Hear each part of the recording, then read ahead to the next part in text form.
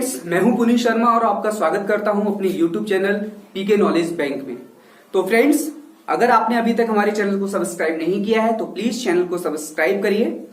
तो फ्रेंड्स, इससे पिछली वीडियो में मैंने आपके लिए एक 9th क्लास का जो टॉपिक था मोशन, गति, उसके विषय में समझाया और उसमें आपने विभिन्न जो परिभाषाएं थी या जो टॉपिक थे जैसे गति अवस्था, भ्रामावस्था, गति के प्रकार, ये आपने उस वीडियो में देखे। अगर आपने अभी तक वो वीडियो नहीं देखी है तो पहले आप वो वीडियो देख लीजिए, उसके बाद में इसको कंटिन्यू करना। तो फ्रेंड्स, मैंने आपको वीडियो के अंत में बताया था कि नेक्स्ट वीडियो में हम जो गति के समीकरण हैं 3, उनका ग्राफीय विधि से निरूपण करेंगे।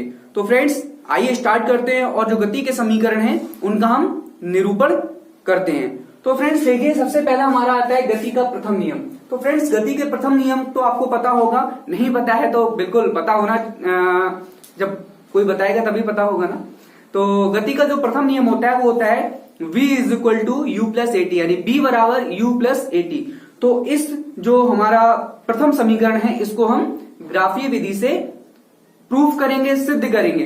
तो सबसे पहले अगर कोई भी वस्तु एक समान त्वरण के साथ चल रही है तो उसमें हम एक वेग और समय ग्राफ खींचते हैं। तो सबसे पहले हम वेग और समय ग्राफ खींचेंगे। तो फ्रेंड्स देखिए, ये हमारा एक्स एक्सिस है और ये हमारा वाई एक्सिस है। यहां पर जो एक्स एक्सिस है उस पर हम समय लेंगे यानी कि t, और जो हमारा वाई एक्सिस है इस पर हम वेग लेंगे। अब फ्रेंड्स ये देखिए कि ये बिंदु हमारा O हो गया और इस वाई एक्सिस पे जो वेग है, जिस पर वेग लिया गया है, यहां पर एक बिंदु A है जिस पर प्रारंभिक वेग u है। अब t समय पश्चात जो ये प्रारंभिक वेग है वो b बिंदु तक पहुंचेगा जब, तो वहां पर ये बिंदु क्या, यहां पर जो वेग हो जाएगा b बिंदु पर ये अंतिम वेग हो जाएगा। क्या हो जाएगा? b बिंदु पर अंतिम वेग हो जाएगा। ये b बिंदु है और यहां क्या होगा? अंतिम वेग कितना हो गया? v, ठीक है ना। b बिंदु पर अंतिम वेग b पहुंच गया। अब फ्रेंड्स, जो हमारा b पॉइंट है इससे वेग के समांतर एक लंब BC खींचेंगे हम। वेग के समांतर जो एक लंब है वो हमने BC खींचा। देखिए, ये पॉइंट जो हुआ वो BC हो गया और जो समय के समांतर एक जो लंब खींचा जाएगा वो हमारा BE हो जाएगा। BE, यहां पर ये BE हो गया बिंदु। अब फ्रेंड्स, यहां पर देखने वाली बात ये है कि आप देख सकते हैं कि जो OC है तो OC के समांतर एक हम जो लाइन खींचेंगे जिसका नाम होगा AD। अब यहां पर हमारा A पॉइंट तो है, यहां से इसके OC के समांतर एक हमने अगर लाइन खींची तो ये आ गई हमारी D पॉइंट। ये हमारा समय और वेग का ग्राफ बन गया। अब फ्रेंड्स, अगर देखा जाए तो आप देखिए कि जो इसमें x अक्ष पर समय लिया गया है, x अक्ष पर समय लिया है, y अक्ष पर, y अक्ष है पर वेग लिया है, वेग।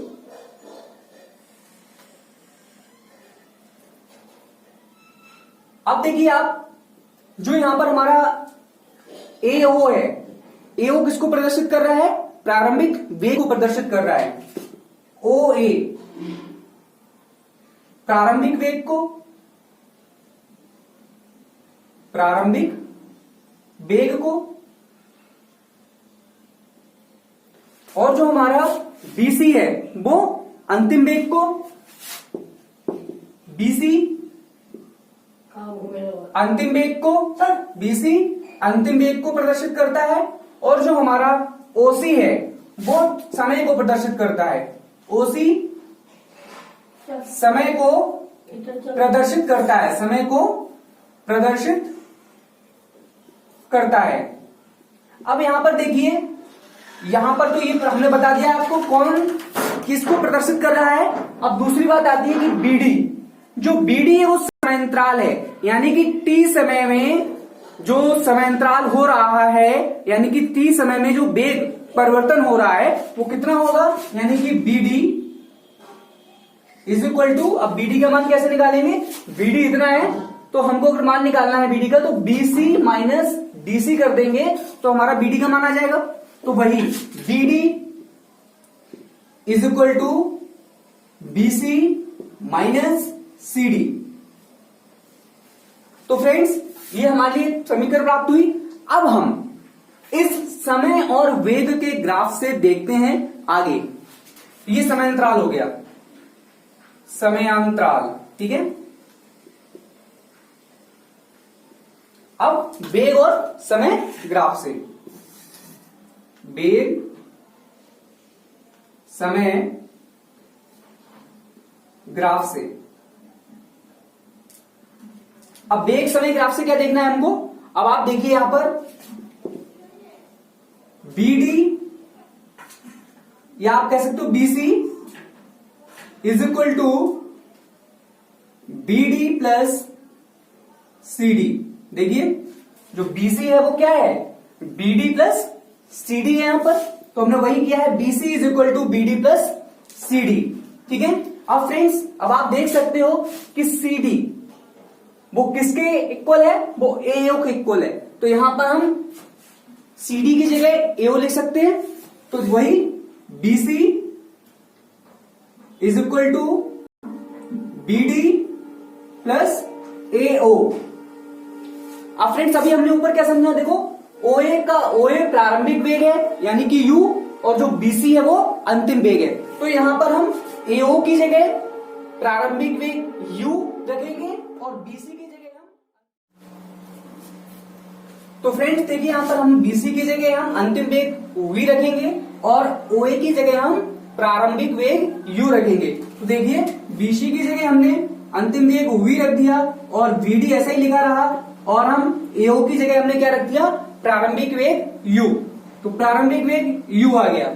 अब इसको क्या लिख सकते हैं, जो हम U है U का पक्षांतर कर देंगे, दूसरी साइड में भेजेंगे तो U प्लस का है, तो दूसरी तरफ जाके माइनस का हो जाएगा, तो ये हो जाएगा BD is equal to V minus U, ठीक है फ्रेंड्स, इतना समझ में आया। अब फ्रेंड्स हम देखते हैं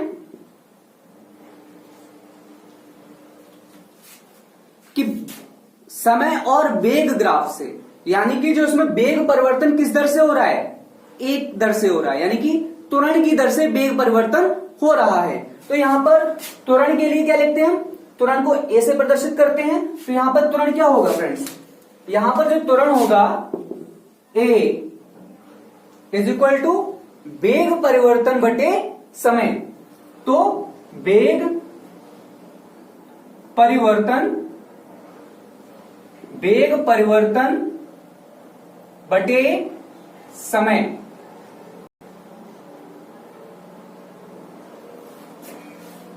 अब फ्रेंड्स यहां पर एक चीज देखिए आप, जो वेग परिवर्तन हो रहा है कितना हो रहा है, अभी आपने पढ़ा वेग परिवर्तन यहां पर BD है, जो BD है वो क्या है, वेग परिवर्तन हो रहा है यहां पर। अब देखिए A is equal to BD upon, अब यहां पर समय कितना है, समय यहां पर T है, ठीक है। अरे फ्रेंड्स समय तो यहां पर T है, आप देख सकते हैं स्पष्ट रूप से, अगर यहां देख सकते हैं, वैसे तो वेग समय यहां पर T आ गया आपका। अब BD इज इक्वल टू क्या रख सकते हो आप, तो friends BD is equal to 80 हो जाएगा, BD is equal to 80 A, देखिए T को जब हम इधर भेजेंगे A के साथ तो ये हो जाएगा AT। अब यहां पर मान लीजिए जो हमारी ये इक्वेशन थी वो इक्वेशन नंबर फर्स्ट थी और ये इक्वेशन हमारी सेकंड है। अब इक्वेशन सेकंड से जो BD का मान है वो हम इक्वेशन फर्स्ट में लगाएंगे, यानी कि समीकरण 2 का मान 1 में रखने पर, समीकरण 2 का मान 1 में रखने पर, 1 में रखने पर, तो यहां पर देखिए समीकरण 1 क्या थी हमारी, BD is equal to V minus U, और यहां हमारे BD का मान कितना था 80, तो यहां पर BD की जगह क्या आ जाएगा 80, BD की जगह हमने लगा दिया ए टी, ठीक है, और आगे क्या है हमारा v माइनस यू, यानी कि v माइनस यू। अब फ्रेंड्स यहां पर देखिए कि जो v माइनस यू है, अगर हम u को पक्षांतर कर दें दूसरी साइड में, at की साइड में भेजें, तो यहां पर ये माइनस का है, तो जब इधर आएगा ut के साथ तो प्लस का हो जाएगा। तो ये समीकरण क्या बन जाएगी, देखिए u इधर आया तो u प्लस का हो गया, u plus a t is equal to v। अब इसको सही रूप से लिख दें हम तो क्या हो जाएगी ये, v is equal to u plus a t, और यही हमारा जो समीकरण है गति का प्रथम, वो है v is equal to u plus a t. तो फ्रेंड्स एक बार फटाफट इसको हम रिकॉल करा देते हैं आपको, कहीं अगर आपको थोड़ा सा भी कंफ्यूजन हो तो वो क्लियर हो जाएगा।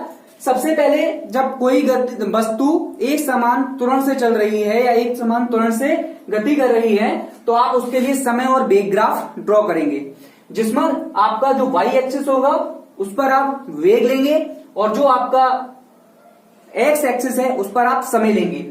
यहां पर जो एक O बिंदु है, यहां A बिंदु, यहां पर आपका जो प्रारंभिक वेग u होगा और वो t समय अंतराल पे आपका जो प्रारंभिक वेग था वो अंतिम वेग में बदल गया, यानी कि B पॉइंट पर वो अंतिम वेग में बदल गया। अब हमने B बिंदु से एक लंब वेग के समांतर खींचा BC, और दूसरा हमने समय के समांतर BE खींचा, और यहां पर OC के समांतर एक लाइन हमने AD खींची। ठीक है फ्रेंड्स, अब यहां पर देखिए आप कि जो x एक्सिस पर ही हमने सब ले लिया। अब देखो जो OA है वो प्रारंभिक वेग u है, ठीक है, और जो आपका BC है वो अंतिम वेग आपका v है, और जो OC है वो आपका समय t है।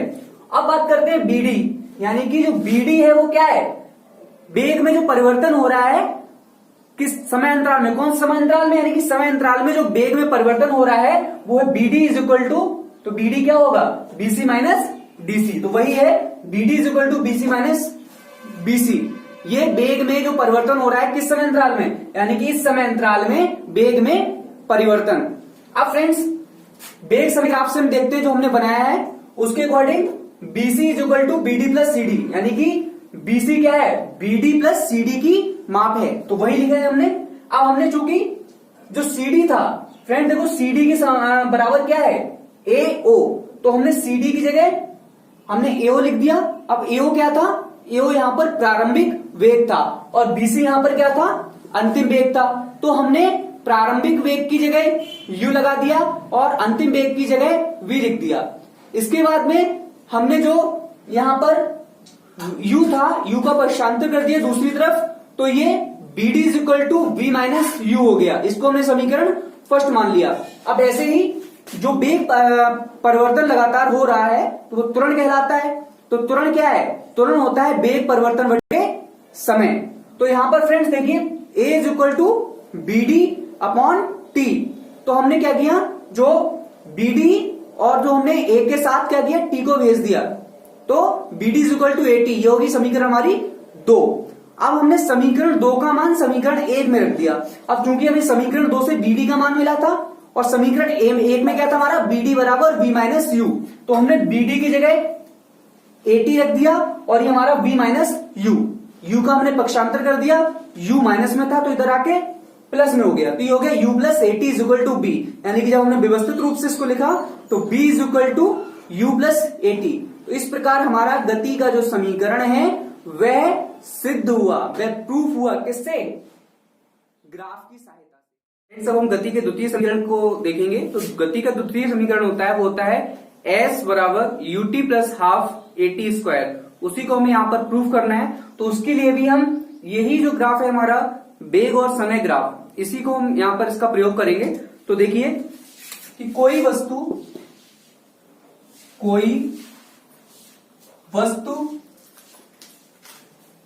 एक समान त्वरण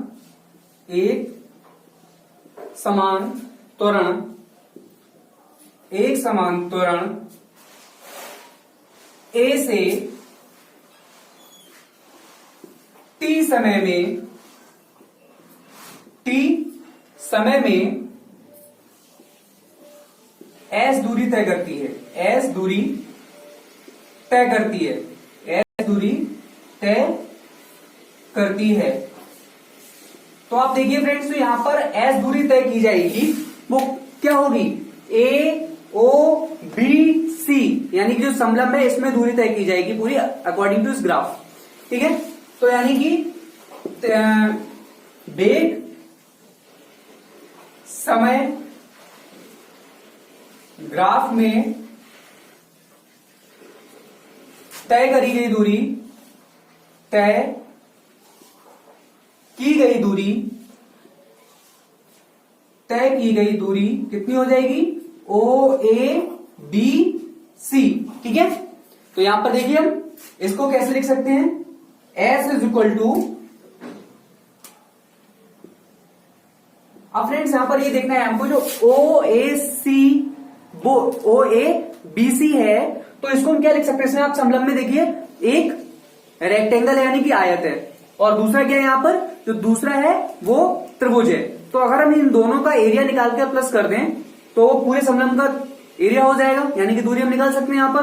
तो हम इसको लिख सकते हैं, पहले हम आयत का जो त्रिभुज, वो आयत का जो एरिया होता है वो रेक्टेंगल का ओ ए डी सी, तो ओ ए डी सी का क्षेत्रफल एरिया प्लस हाफ, यानी कि जो त्रिभुज है यहां पर ए बी डी, तो त्रिभुज का क्षेत्रफल क्या होता है, 1/2 आधार गुणा ऊंचाई, तो 1/2 आधार कितना है इसका, एडी, और ऊंचाई कितनी है इसकी, बीडी।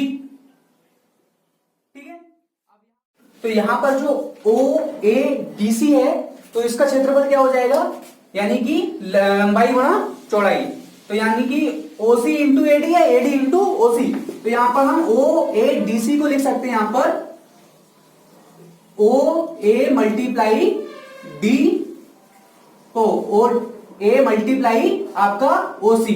ठीक है friends, plus 1/2 AD into BD.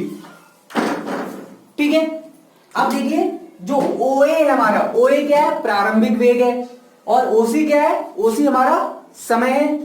ठीक है, तो देखिए OA की जगह हम क्या ले सकते हैं, प्रारंभिक वेग, यानी प्रारंभिक वेग कितना, U, और जो OC है वो क्या है, T, यानी कि समय।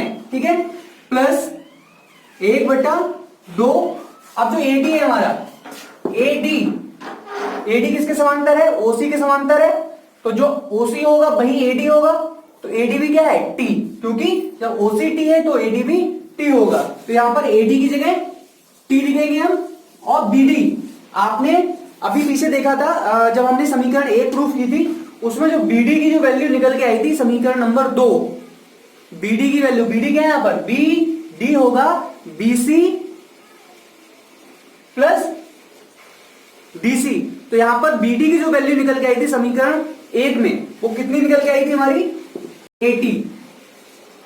आप रिकॉल कीजिएगा, BD को प्रीवियस करके देखिएगा, जहां पर BD की वैल्यू लिखी होगी, BD की वैल्यू 80 लिखी होगी, तो वहां से यहां पर हम लिख सकते हैं समीकरण 2 से, तो समीकरण 2 कहां बनी थी, तो समीकरण 2 बनी थी जब हमने पहला समीकरण प्रूफ किया था, उसमें वहां से हमने BD का मान 80 लगा दिया। ठीक है, अब देखिए यहां पर ये क्या हो जाएगा, U और T, UT प्लस हाफ, और A और T की T से मल्टीप्लाई करेंगे तो T और T मल्टीप्लाई में क्या हो जाएंगे, T स्क्वायर, तो ये हो जाएगा AT स्क्वायर। तो फ्रेंड्स ये हमारा जो दूसरा समीकरण था गति का वो भी प्रूव हो गया, यानी कि S बराबर, इधर लिख देता हूं मैं यहां पर, S is equal to UT plus half AT square. मैं इसको एक बार रिकॉल भी करा दूंगा अभी, देखिए चलो इसको फटाफट 1 मिनट में रिकॉल कर लेते हैं पूरा। गति का द्वितीय समीकरण, जिसमें यदि कोई वस्तु एक समान त्वरण A से t समय में s दूरी तय करती है, तो s दूरी तय इसी में करेगी, और यहां पर कितना एरिया, जो इसका एरिया हो रहा है ए ओ ए बी सी, इस एरिया में दूरी तय करेगी। तो ये एक समलंब है, ओ ए बी सी एक समलंब है, और इसमें एक त्रिभुज और एक आयत बनना है। तो इनकी सहायता से देखिए यहां पर एस बराबर ओ एस डी सी का क्षेत्रफल प्लस 1/2 एडी इंटू बीडी यानी कि त्रिभुज का क्षेत्रफल हो गया। अब यहां पर ओ ए डी सी को क्या लिख सकते हैं हम, लंबाई यानी कि चौड़ाई, ए ओ मल्टीप्लाई ओ सी, और ये एडी इंटू बीडी। अब हम ओ ए क्या था, हमारा प्रारंभिक वेग था तो यू आ गया, ओ सी हमारा समय था तो टी आ गया, 1/2 एडी, जब एडी किसके समांतर है, एडी ओसी के समांतर है, तो एडी भी क्या हो गया, टी हो गया, समय हो गया। बीडी, ये हम समीकरण जब एक प्रूव कर रहे थे तो उसमें जो समीकरण नंबर 2 बनी थी उसके अंदर, तो वहां से हमने बीडी बराबर 80 उठा लिया और बीडी की जगह 80 रख दिया। बस यू और टी की मल्टीप्लाई यूटी प्लस 1/2 80 स्क्वायर, और चूंकि ये दूरी तय कर रहा था, एस चल रहा था, तो एस बराबर यूटी प्लस हाफ 80 स्क्वायर। तो ये आपका गति का जो द्वितीय समीकरण था वो भी आपकी ग्राफीय विधि से प्रूफ हुआ। फ्रेंड्स, अब हम गति का तीसरा जो समीकरण है उसको निरूपित करेंगे, यानी कि गति का तृतीय समीकरण। तो इसमें भी हमें सेम इसी जो ग्राफ है वेग और समय ग्राफ से ही इसको सॉल्व करना है। तो देखिए उसमें भी वही लैंग्वेज हम लिखेंगे जो इससे पहले लैंग्वेज लिखी थी कि कोई वस्तु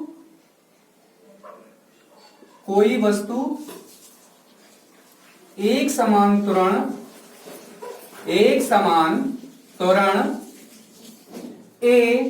से टी समय में एस दूरी तय करती है, टी समय में एस दूरी तय करती है, एस दूरी तय करती है। तो देखिए, तो एस जो दूरी तय की जाएगी वो वेग समय ग्राफ के अंतर्गत जो समलंब बनना है ओ ए बी सी के क्षेत्रफल द्वारा प्रदर्शित की जाएगी।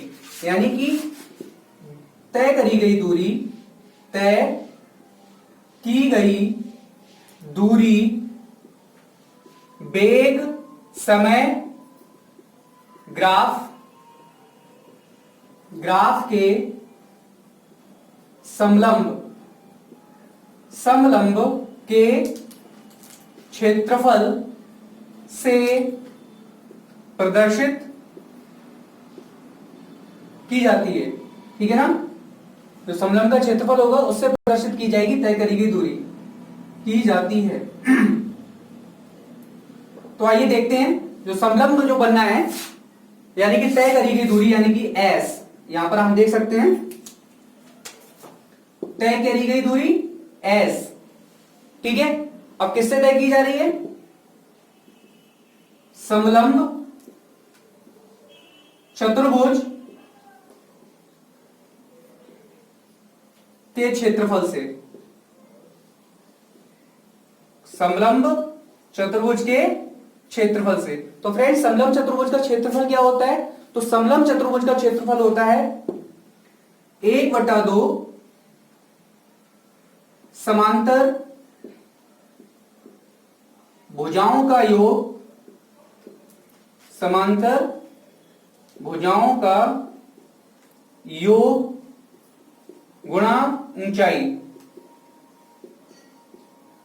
अब आप देखिए इस समलंब में समांतर भुजाएं कौन सी है, तो दो समांतर भुजाएं हैं, OA और BC, ये दोनों समांतर भुजाएं हैं, और OC इसकी ऊंचाई है। तो वही लिखेंगे हम 1/2 समांतर जो भुजाएं हैं AO प्लस BC और मल्टीप्लाई OC।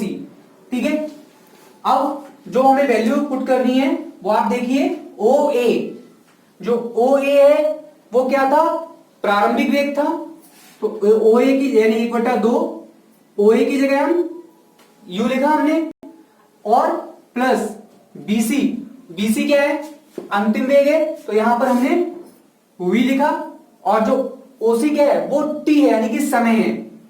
तो ये क्या हो गया, ये हो गया U प्लस V और T अपॉन 2। ठीक है फ्रेंड्स, इतना हुआ ये। आगे के लिए देखिए आप, यहां पर जो t है, हमने जो समीकरण गति का जो पहला समीकरण था प्रूफ किया था, वो क्या था हमारा, मैं थोड़ा साइड में इसको अभी देखो आपको बताऊं, ये हमने किया था v बराबर u प्लस at, थोड़ा बड़ा लिख देता हूं, समझ में नहीं आ रहा होगा, u v बराबर u प्लस at, ये प्रूफ किया था। अगर सॉरी u बराबर b बराबर u प्लस at, तो यहां पर हम t की वैल्यू निकालेंगे तो t बराबर क्या हो जाएगा, v minus u upon a। ठीक है, तो जो ये वैल्यू है t की, वो हम समीकरण यहां पर जो वो इस समीकरण में हम यहां पर लगाएंगे। तो देखिए s बराबर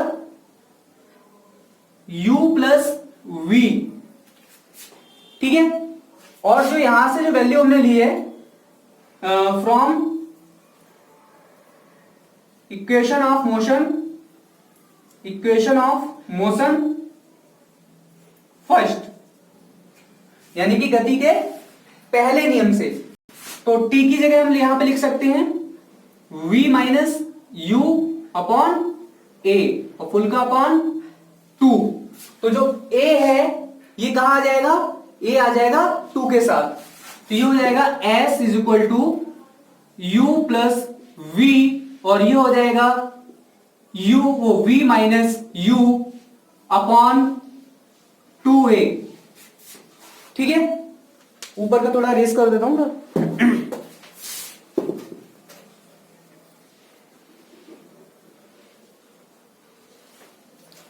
तो देखिए यहां पर s बराबर u प्लस v और